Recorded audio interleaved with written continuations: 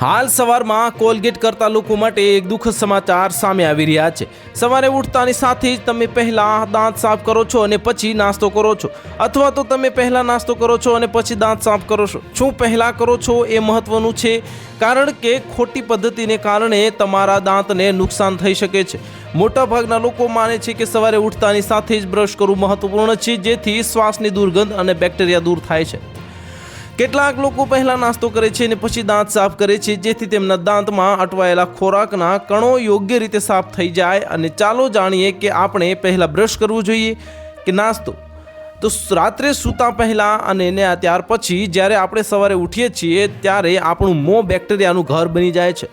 આના કારણે મોઢામાં એક વિચિત્ર સ્વાદ અને દુર્ગંધ આવે છે, કારણ કે રાત્રે લાળનું ઉત્પાદન ઘટે છે, જેના કારણે વધુ બેક્ટેરિયા વધવા લાગે છે। આવી સ્થિતિમાં પ્રશ્ન એ ઉદ્ભવે છે કે આ બેક્ટેરિયા નાસ્તા પહેલાં દૂર કરવા જોઈએ કે પછી? તો જાગતાની સાથે જ દાંત સાફ કરવાથી તમારા મોંમાં જમા થયેલી બેક્ટેરિયા અને ગંદકી સાફ થઈ જાય છે।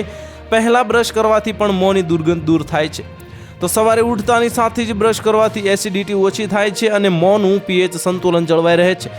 દાંત સાફ કરતા પહેલા નાસ્તો કરવાથી ખોરાકનો સ્વાદ અલગ જ લાગે છે, અને નાસ્તા પછી દાંત સાફ કરવાથી દાંતમાં ફસાયેલો ખોરાક સારી રીતે સાફ થઈ જાય છે, પરંતુ તેના ગેરફાયદા પણ હોઈ શકે છે। તો નાસ્તા પછી તરત જ બ્રશ કરવાથી તમારા દાંતનું બાહ્ય પડ નબળું બની શકે છે।